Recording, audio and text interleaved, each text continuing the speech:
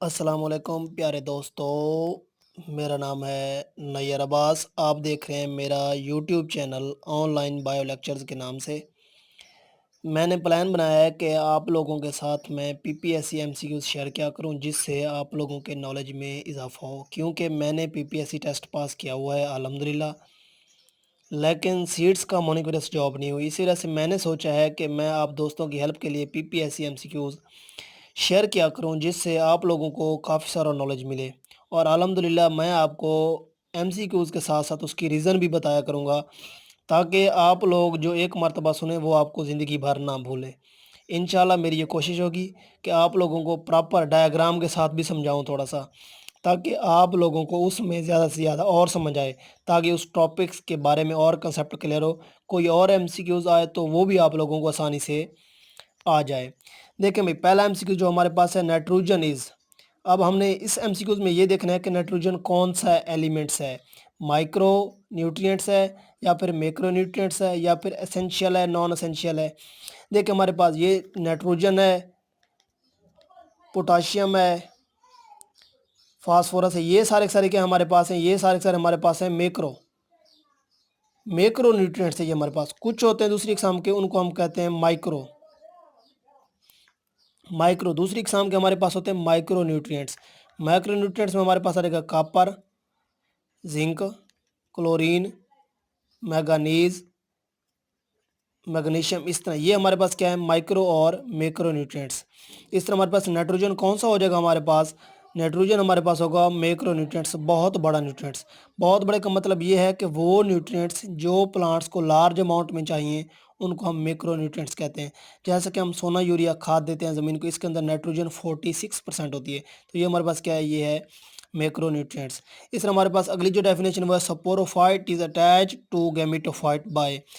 आगे हमारे पास है ना ऑप्शन है फुट, सीटा, कैप्सूल और stalk. Sporophyte is attach to gametophyte. Sporophyte और गैमेटोफाइट दो जनरेशंस हैं जो रेगुलरली अल्टरनेट होती हैं एक दूसरे के साथ। ठीक है, तो ये हमारे पास जो एमसीक्यूज बिलोंग करती है वो करती है ब्रायोफाइट्स के टॉपिक्स में से। वो कहते हैं स्पोरोफाइट और गैमेटोफाइट टू जनरेशन है। देखिए बेटा, ये हमारे पास क्या है, एक गैमेटोफाइट जनरेशन है। ब्रायोफाइट्स के अंदर मोस्टली पाई जाती है गैमेटोफाइटिक जनरेशन। इसके नीचे ये राइजोइड लगी होती हैं, रूट्स तो होती नहीं इन प्लांट्स के अंदर। तो आगे मज़ीद क्या होती है फिर, इसी तरह इस गैमेटोफाइट्स के ऊपर क्या लगी होती है हमारे पास, इस गैमेटोफाइट्स के ऊपर लगा होता है हमारे पास एक स्पोरोफाइट पूरा का पूरा हिस्सा। इस स्पोरोफाइट के तीन हिस्से होते हैं, कैप्सूल होता है, स्टॉक होती है जिसको हम सीटा भी कहते हैं, और एक बेसल पोर्शन होता है जिसको हम कहते हैं फोट। तो हम यूं कह सकते हैं, ये जो स्पोरोफाइट है अटैच टू गैमेटोफाइट बाय कौन से हिस्से से जुड़ा होता है, तो ये जुड़ा होता है फोट से। देखो बेटा, ये थर्ड एमसीक्यू हमारे पास है, डोमिनेंट जनरेशन इन ट्रीडोफाइट्स। ट्रीडोफाइट्स के अंदर डोमिनेंट जनरेशन कौन सी होती है, हमारे पास दो तरह की जनरेशन पाई जाती हैं, स्पोरोफाइट और गैमेटोफाइट्स।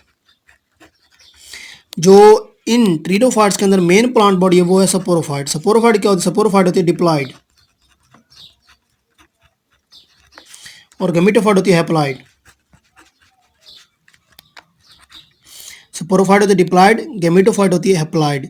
इसका मतलब क्या है, तो ये हैप्लॉयड में हमारे पास डोमिनेंट जनरेशन नहीं होगी, ये गैमेटोफाइट भी नहीं होगी, क्योंकि ये दोनों सेम है। ट्रिप्लॉयड तो वैसे नहीं होती। इसका मतलब क्या है, हमारे पास डोमिनेंट जनरेशन क्या होगी, डिप्लॉयड, क्योंकि स्पोरोफाइट डिप्लॉयड है तो स्पोरोफाइट भी डिप्लॉयड ही होता है। और स्पोरोफाइट डोमिनेंट होने की वजह से, मेन प्लांट बॉडी होने की वजह से डिप्लॉयड उसकी क्या होगी, डोमिनेंट जनरेशन।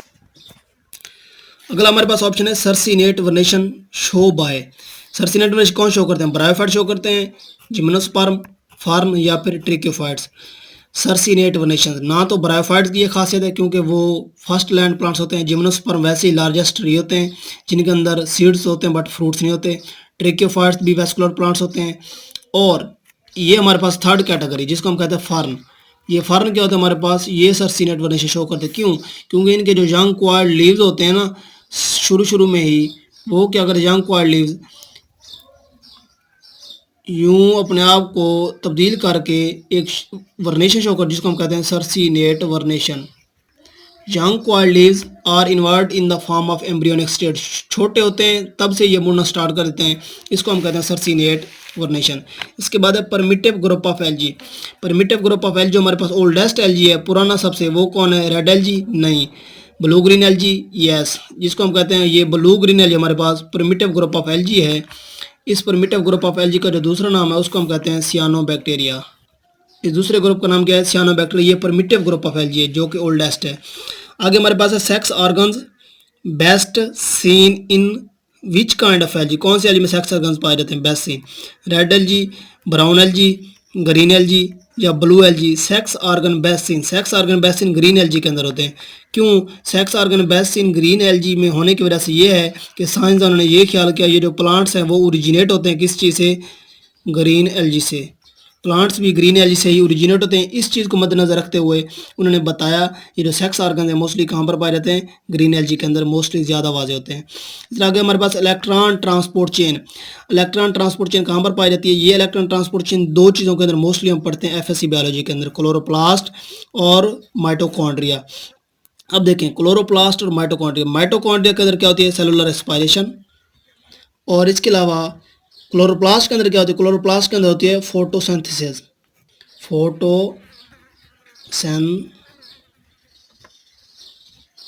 फोटोसिंथेसिस। तो हमारे पास अगर क्वेश्चन में वो पूछे कि electron transport chain cellular respiration के लिए कहाँ पर होती है तो फिर हम लगाएंगे क्या चीज़? माइटोकॉन्ड्रिया। अगर फोटोसिंथेसिस के लिए पूछे तो फिर हम लगाएंगे क्या चीज़? क्लोरोप्लास्ट। ये डिफरेंस इन दोनों के अंदर मोस्टली ये पीपीएससी एमसीक्यूज आ चुका है इस मरतबा। आगे हमारे पास usually 8 spores are produce in या प्रेजेंट इन। 8 स्पोर्स किसके अंदर पैदा होते हैं? एस्कोमाइकोटा, जाइगोमाइकोटा, बेसिडोमाइकोटा या ऊमाइकोटा। तो 8 सेक्सुअल स्पोर्स पैदा होते हैं एस्कोमाइकोटिना के अंदर। एस्कोमाइकोटा के अंदर 8 सेक्सुअल स्पोर्स प्रोड्यूस होते हैं जो कि एक स्ट्रक्चर के अंदर, स्पेशल स्ट्रक्चर के अंदर पैदा होते हैं। उस स्ट्रक्चर को हम कहते हैं sac like structure. Sac like structure के अंदर कितने स्पोर्स पैदा होते हैं? 8। 1 2 3 4 5 6 7 8। इसी तरह से इनको हम क्या कहते हैं? एस्कोस्पोर्स। इनका दूसरा नाम क्या हमारे पास? इनको हम एस्कोस्पोर्स भी कहते हैं।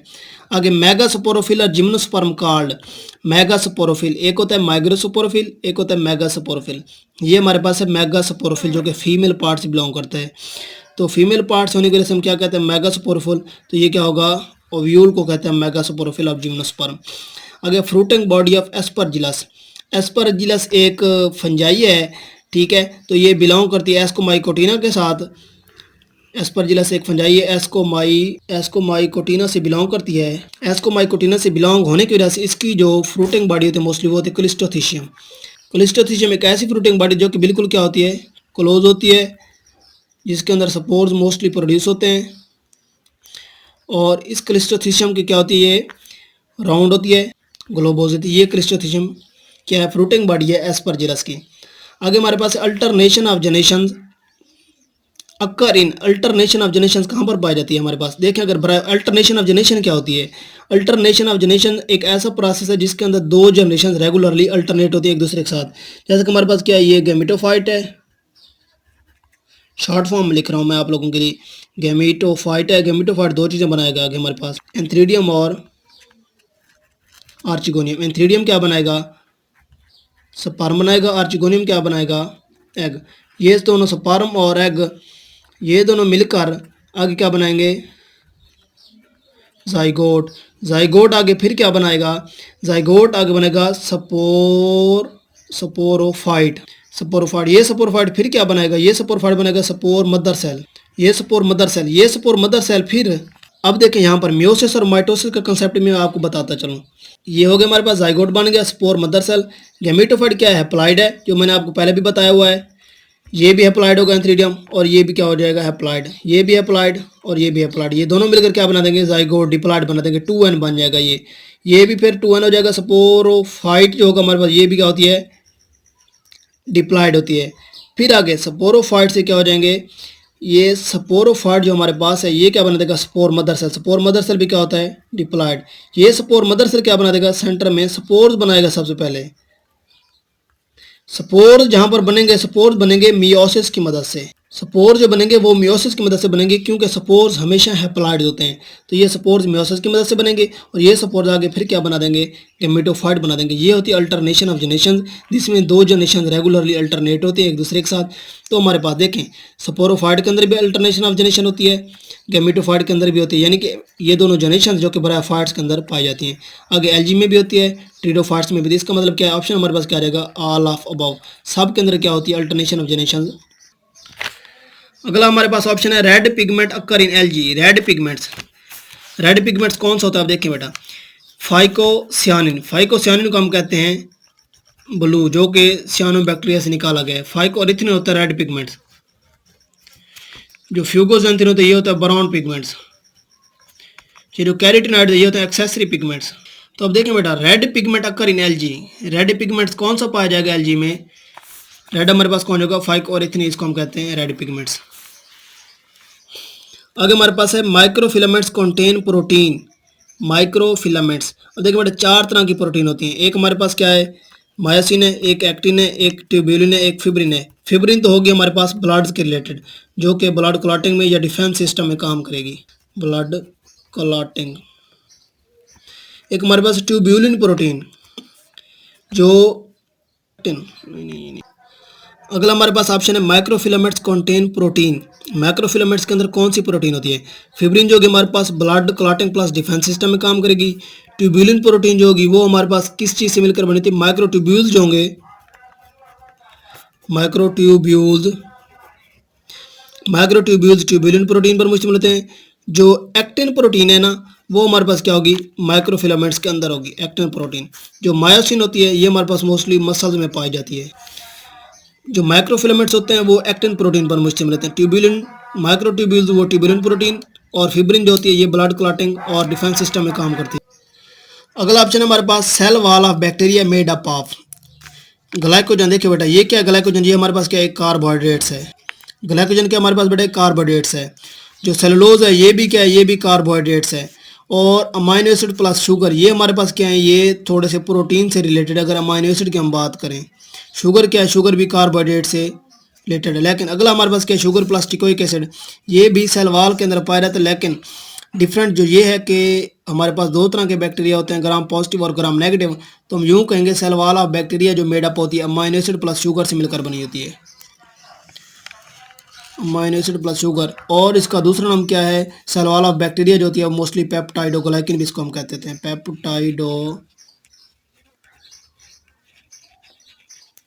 पेप्टाइडोग्लाइकिन भी हम इसको कहते होते हैं। दूसरी जो हमारे पास टाइप्स आ गई है, सेलुलोज जो होती है ये प्लांट्स की सेल वॉल बनाती है, सेलुलोज।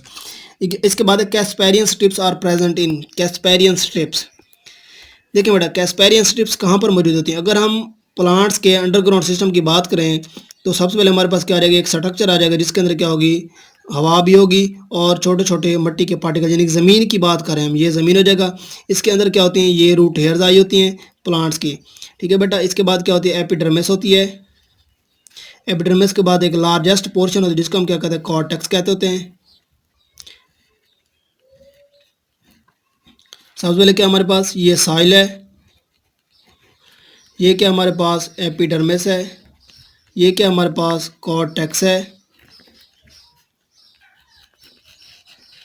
कॉर्टेक्स के बाद एंडोडर्मिस होती है।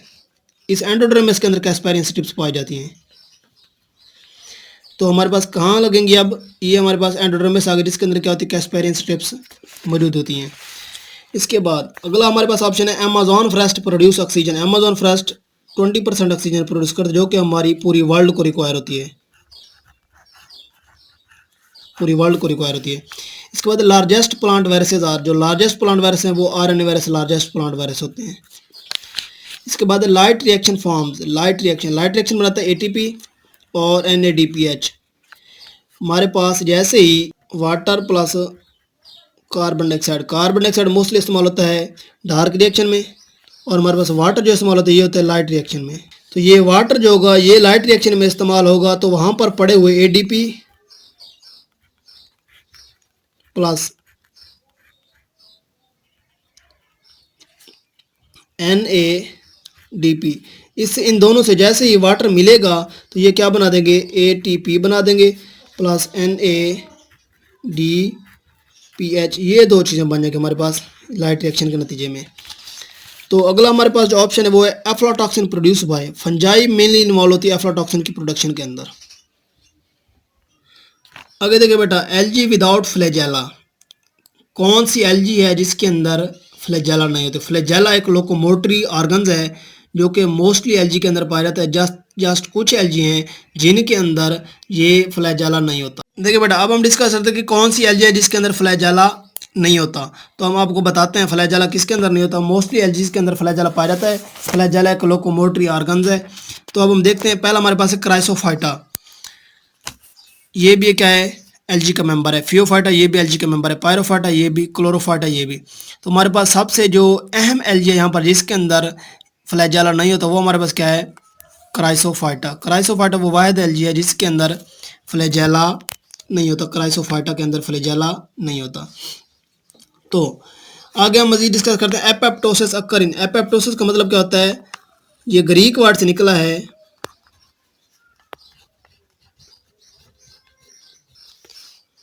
जिसका मतलब होता है फॉलिंग ऑफ।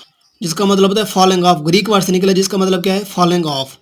तो एपोप्टोसिस का मतलब कौन सी ऑर्गेनेली में हम बयान करते हैं कि लाइसोसोम के अंदर, साइटोप्लाज्म, एंडोप्लाज्म, रेटिकुलम, या फिर क्या है हमारे पास ग्लाइकोसोम।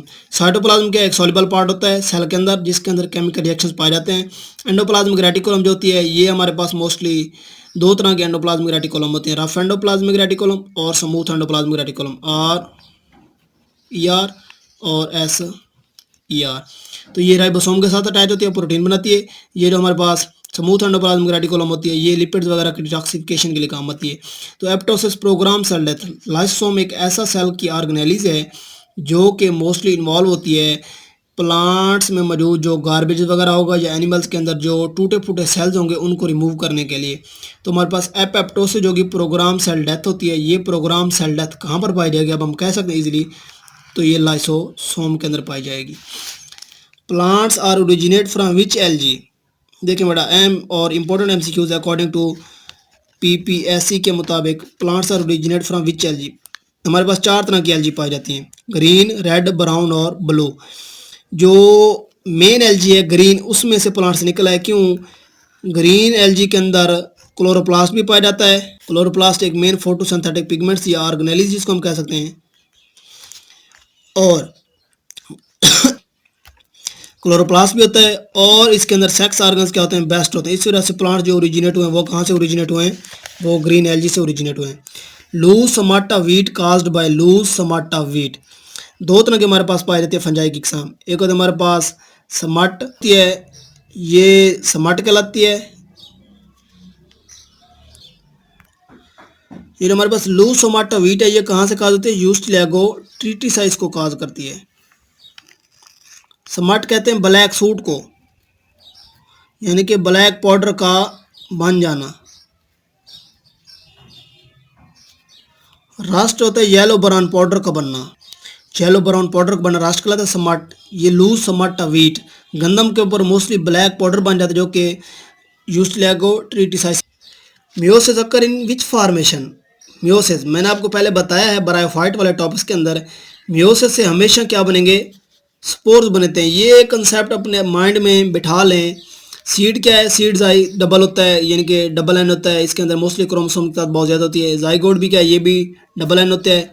इस तरह रूट्स क्या है, ये तो अंडरग्राउंड पार्ट्स है प्लांट्स का।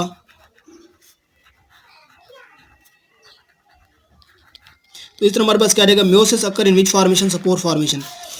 ये PPSC MCQs में आया हुआ था इस मरतबा। Quaid Azam join All India Muslim League. Quaid Azam ने मुस्लिम लीग कब ज्वाइन की, तो ये हमारे पास कैद आज़म ने 1913 में मुस्लिम लीग ज्वाइन की थी। इसके बाद अगला हमारे पास है ना, energy flow in ecosystem is. Energy flow जो इकोसिस्टम है वो हमारे पास क्या है, यूनिडायरेक्शनल है। क्यों, एक हमारे पास सोलर सिस्टम है जो कि कुदरत का एक निज़ाम है जिसके अंदर सन पाया जाता है, सूरज जिसको हम कहते हैं। ये सन से क्या होगी, हमारे पास प्लांट्स के अंदर आएगी, प्लांट्स के अंदर आएगी।